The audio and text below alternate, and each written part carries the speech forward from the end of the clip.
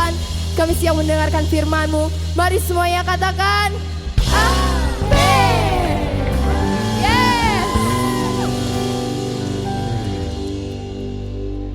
Halo semua, welcome to Teens Online Service. Gimana kabarnya kalian semua? Aku harap kalian semua baik-baik saja ya. Jangan canggung dengan cara kita bernyanyi, tepuk tangan, lompat-lompat, maupun mendengarkan bahasa yang belum kalian dengar. Karena apa? Itu semua adalah ekspresi cinta kita punya Tuhan yang dahsyat. Berikut ada pengumuman yang perlu aku sampaikan dan kalian semua perhatikan. Yang pertama, YouTube kita bisa diakses setiap hari Minggu jam 7 pagi. YouTube kita bisa mulai diakses pukul 7 pagi ya setiap hari Minggu. Jangan lupa share, komen, like, dan subscribe ya. Yang selanjutnya, buat kalian yang udah rindu buat persembahan, kalian bisa persembahan lewat transfer rekening di bawah ini. Kalian bisa berkonsel via online maupun offline sesuai di hari-hari yang sudah ditentukan. Itu saja pengumuman yang aku bawakan. Kita lanjut ke acara selanjutnya ya. See you! Hey, welcome semuanya. Welcome back to Atmosphere or Teens Service from Alpha Omega Church. Hey, kita ada di minggu yang kedua. Selama 1 bulan ini, in 1 month, we are talking a series about fire. Nah, minggu lalu kita ngebahas tentang gini, when the Holy Spirit or the fire of God purify you, you have new life, glowing in His purpose, striving for His glory, and heaven aspiring. Tapi ini yang akan kita bahas minggu yang kedua ini, something very interesting. Karena gini, ini realitanya, you have Holy Spirit, you have God in you. You call yourself Christians. Tapi pertanyaannya kok gini, banyak orang bilang punya Roh Kudus, orang Kristen, tapi kok males? Why? You said you have Holy Spirit, you have God, but how can you are lazy? Nah, banyak anak-anak Kristen atau teman-teman remaja Kristen yang juga suka pakai banyak alasan untuk menutupin kemalasan mereka. Malah kadang gini, people who don't know God or who don't know Jesus, mereka itu lebih tidak malas dibanding orang-orang yang kenal Tuhan. So, gimana dong? Nah, aku ingin ngajak kita lihat yang pertama gini, apa sih malas? What is laziness? Secara definisi, as it is defined di Alkitab, di dictionary, dia bilangnya gini, malas, siap-siap ya, ini menarik banget. Malas itu kurang percaya diri ternyata. Malas itu ternyata adalah gini, kurang disiplin.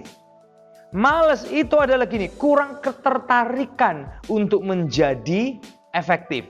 This is very surprising how the dictionary or the internet define laziness. Nah, pertanyaannya lebih lanjut adalah gini, apa yang bikin orang malas? What make us, you and I, we can be lazy. What make us lazy? Ini yang menarik. Siap-siap ya. Ada beberapa alasan kenapa orang jadi malas. Yang pertama adalah gini, terlalu manja.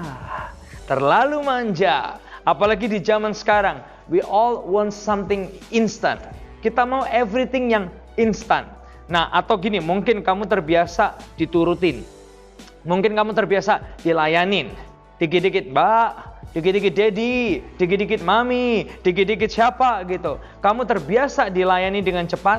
Atau gini, terbiasa seenaknya sendiri, you always got what you wanted. That can create laziness. Atau gini, terbiasa dibiarkan sesuai ritme zona nyaman.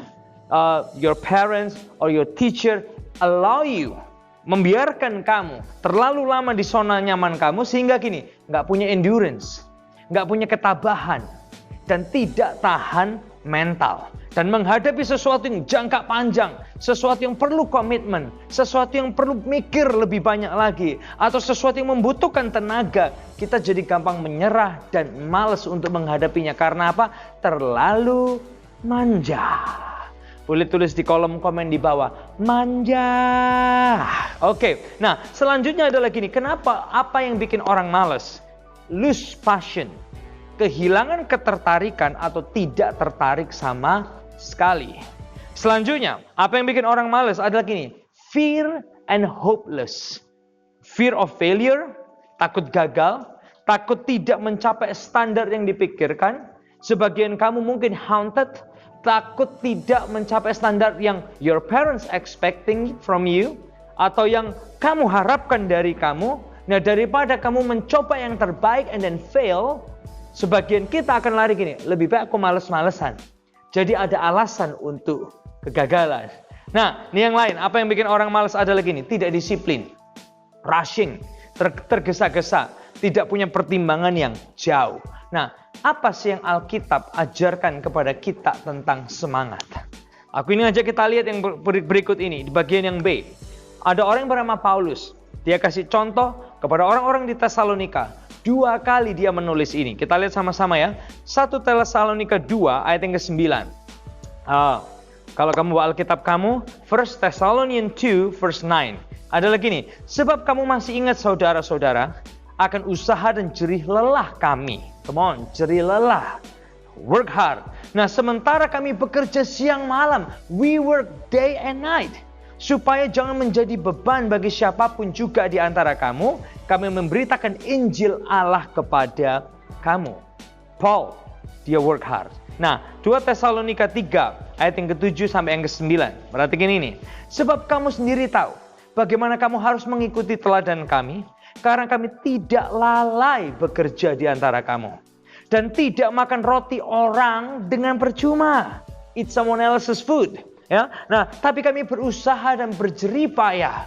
Working hard again, dia bilang day and night, siang malam. Supaya ini jangan menjadi beban bagi siapapun di antara kamu.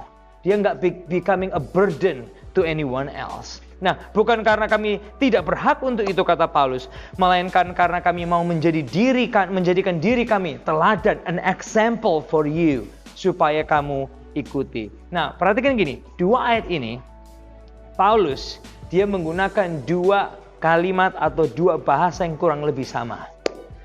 Apa yang Paulus sedang sampaikan di sini? Paulus sedang ngebahas gini, work ethic. Dia sedang berbicara tentang gini, etika kerja. Semangat kerja. Kalau kamu ada di level sekolah, hey, ini bicara tentang etika belajar, semangat belajar. Kalau kamu kuliah, ini bicara tentang etika studying, semangat ketika kita studying. Nah, bicara tentang semangat Tuhan di dalam kita. Harusnya, perhatikan ini, semua mata boleh lihat ke screen. Harusnya gini, anak-anak Tuhan gak males. Tapi justru anak-anak Tuhan, Paulus dia kasih contoh. Harus punya ini loh, etika belajar, etika pelayanan, etika kerja yang lebih dibanding orang-orang yang ada di luar. Ada satu kalimat ini, perhatikan gini. Males bukan karena agamanya, tapi pribadinya. Aku ulangi sekali lagi. Males bukan karena agamanya, tapi pribadinya. It's not about your religion, it's not about what you believe, it's not about Holy Spirit. Males is the person. Nah, kenapa kok Paulus tulis ini sampai 2 kali kepada orang-orang Tesalonika? Kenapa? Let's see, kenapanya. Why? Karena ini, 2 Tesalonika 3 ayat yang ke-11, 2 Thessalonians 3 verse 11, dia bilang gini, kami katakan ini karena kami dengar. We heard bahwa ada orang yang tidak tertib hidupnya. Wow, not discipline in life. Dan kemudian ini tidak bekerja, melainkan sibuk dengan hal-hal yang tidak berguna. Siapa yang sering kali nggak tertib hidupnya? Come on. Aku juga pernah itu, kita semua pernah itu. Dan pembahasan ini membangun kita bersama-sama. Mungkin karena gini, terlalu manja. Atau mungkin karena tidak disiplin. Mungkin karena fear and hopeless. Mungkin karena lose passion. Tapi perhatikan gini. Kalau kamu lihat 2 Tesalonika ini. Ayat 6. Ayat 7, ayat yang ke-11, 3 kali Paulus nulis gini. Ada orang yang gak melakukan pekerjaannya. Lalai bekerja, tidak bekerja, itu artinya adalah gini. Irresponsible. Lazy. Not disciplined. Nah, melalui perikop ini, Paulus is reminding all of us. He's calling us, dia memanggil kita. Menyadarkan kita gini, perhatikan gini, ini tag kita hari ini. Orang yang punya Tuhan, benar-benar menjiwai kuasa Tuhan yang ada di dalam hidup kita, justru tidak jemu-jemu berbuat kebaikan atau hal-hal yang baik. Aku ulangi sekali lagi. Orang yang punya Tuhan benar-benar menjiwai kuasa Tuhan yang ada dalam hidup kita, justru tidak jemu-jemu berbuat baik. Makanya gini, di 2 Tesalonika 3 ayat yang ke-13, close to the end of what he's writing, to the Thessalonians. Dia bilang gini, saudara-saudara, dia bilang, brothers, janganlah jemu-jemu berbuat apa yang baik. Why? Karena gini, orang yang punya Tuhan, benar-benar menjiwai kuasa Tuhan yang ada dalam hidup kita, justru tidak jemu-jemu berbuat baik dalam kehidupan, dalam pelajaran, dalam sekolah, dalam pelayanan, dalam pekerjaan. Yang C adalah gini, siap-siap ya, double trouble. Apa maksudnya double trouble, Elia? Maksudnya adalah gini, orang yang malas, when you are lazy or when we are lazy, being lazy, kita tuh mendatangkan ini, double trouble dalam hidup kita. Apa artinya double trouble? Kita mendatangkan masalah ganda dalam hidup kita. Pertama gini, yang pertama ya, ini masalah trouble yang pertama adalah gini, kita nyusahin orang lain. Jadi beban buat orang lain. Bener nggak? Kalau kamu pelajaran males belajar, what happen? Kamu ngerepotin teman kamu, tanya-tanya terus, bener nggak? Kalau ulangan, kamu kadang ngerepotin teman-teman kamu juga kalau minta contekan, bener nggak? Kita jadi beban buat orang lain. Kalau Paulus bilang gini, orang yang nggak kerja, yang males, akhirnya apa? Makan-makannya orang lain. Makanin pulsa orang lain. Makanin kuota orang lain. Ini yang pertama. Nah yang kedua adalah gini. This is when the double trouble comes. Bagi orang-orang yang lazy. Yang kedua adalah gini.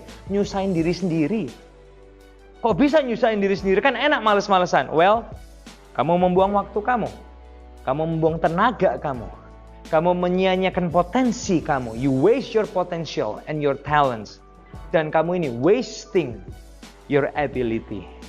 Dan aku yakin gak ada kita yang mau alamin double trouble ini. Mendatangkan double trouble ini bagi kehidupan kita sendiri.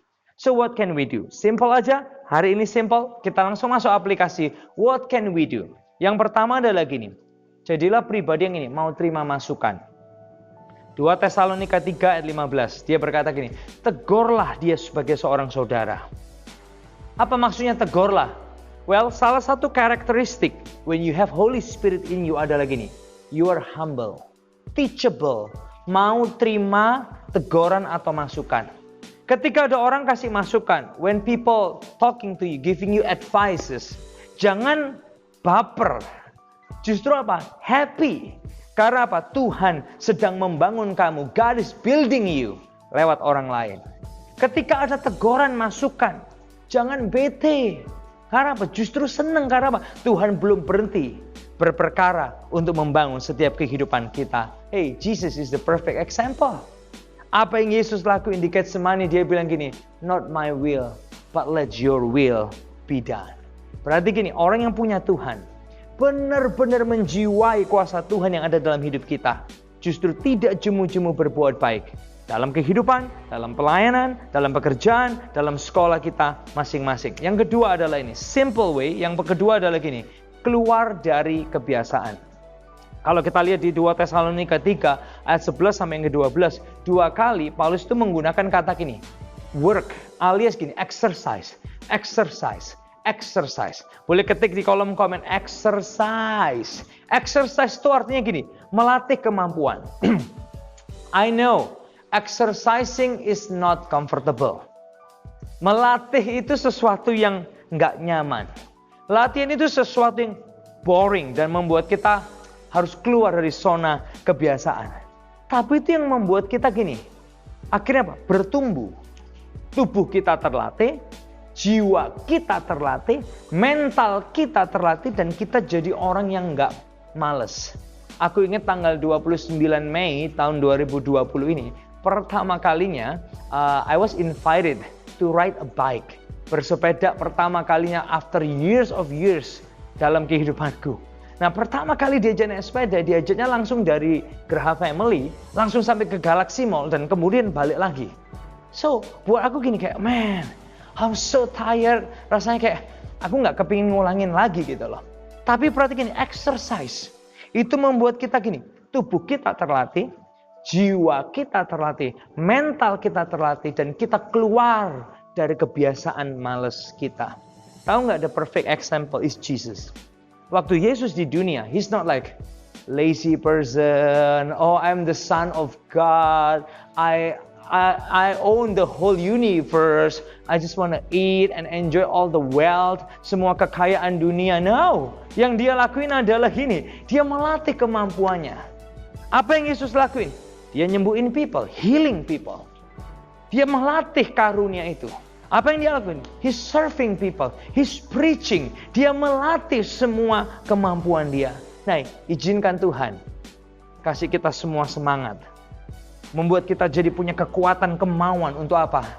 Keluar dari kebiasaan kita.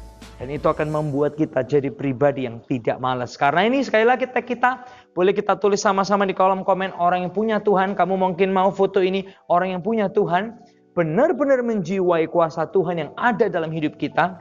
Justru tidak jemu-jemu berbuat baik. Baik dalam kehidupan kita, pelayanan kita, pekerjaan kita, studi kita. Yang ketiga, yang terakhir, the last one. Simple. If you said, I don't want to be lazy anymore.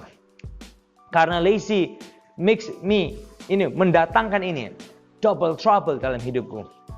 So I don't want to be lazy anymore. What can I do? I'm always lazy. Ini yang ketiga yang bisa kamu lakuin. Minta sama Tuhan. Tuhan kasih aku kerajinan. 2 Tesalonika 3 ayat yang ke-16 Paulus bilang gini. Iya Tuhan, damai sejahtera, the God of peace. Kiranya mengaruniakan damai sejahteranya terus-menerus. Artinya dia memberikan terus dalam segala hal. In everything. Termasuk kerajinan, semangat, antusias hidup. Sehingga apa? The power of Holy Spirit. Itu boleh membuat kita maksimal. Membuat hidup kita boleh berbuah untuk kemuliaan Tuhan. Just a little reminder. Sedikit mengingatkan kita semua. Teman-teman yang ada di grade 7, 8, 9, 10, 11, 12 dan lain sebagainya. Hey, kita semua perlu sadar gini. Energi kebangkitan Yesus is in us. Energi kegigihan Yesus di atas kayu salib. Itu ada bersama kita. Come on. Kamu bisa ngebayangin energi itu to endure the cross. Energi ketabahan Yesus menghadapi Getsemani dan salib. Itu ada di dalam setiap kehidupan kita. Dan ini doa kita, come on. Kalau dunia cari orang-orang yang semangat, orang antusias, orang rajin. Aku berdoa itu bangkit dari tengah-tengah kita. Come on, kita harus jadi orang yang lebih rajin dibanding orang yang tidak kenal Tuhan. Karena apa? Kuasa Tuhan, kuasa kebangkitannya, kuasa kenaikannya. Itu ada bersama kita melalui Roh Kudusnya. It will set us on fire. So in the end of this message, di akhir pembahasan ini. How can you have God, Holy Spirit, but you are lazy? Well, malas bukan karena agamanya, tapi pribadinya. Laziness is not about what you believe or your faith. It's the person. Mungkin terlalu manja. Mungkin lose passion. Mungkin you have fear and hopelessness. Mungkin gak disiplin. Tapi izinkan aku ngingetin dengan tag kita hari ini. Orang yang punya Tuhan, benar-benar menjiwai kuasa Tuhan yang ada dalam hidup kita, justru tidak jemu-jemu berbuat baik. In your study, in your school, in your life, in your ministry. 3 aplikasi aja. Jadilah pribadi yang mau terima teguran, yang mau keluar dari kebiasaan. If that doesn't help, the last thing you can do is minta sama Tuhan. Tuhan, kasih aku kerajinan. Siapa yang mau? Kalau itu kamu, boleh kasih likes di YouTube ini, boleh kasih komen aku mau lebih rajin lagi, or anything you want to say di kolom komen. Mari kita berdoa sama-sama. Tuhan, thank you buat hari ini. Seringkali kami dipertanyakan oleh orang, kenapa orang punya Roh Kudus, orang punya Tuhan tapi kok males? Tapi biarkan hari ini kami boleh belajar bersama orang yang punya Tuhan. Benar-benar menjiwai kuasa Tuhan yang ada dalam hidup kita. Justru tidak jemu-jemu untuk berbuat yang baik. Baik di sekolah kita, baik di keluarga kita, baik di pelayanan dan gereja kita. Kami percaya Tuhan, Engkau membekali kami, Engkau membantu kami. Kasih kami spirit antusiasme dalam hidup. Supaya kami boleh terus menyala-nyala. Dimanapun kami berada, kami jadi kesaksian kemuliaan Tuhan. Di dalam nama Yesus, semua yang diberkati bersama kita berkata, Amen, amen, amen. See you.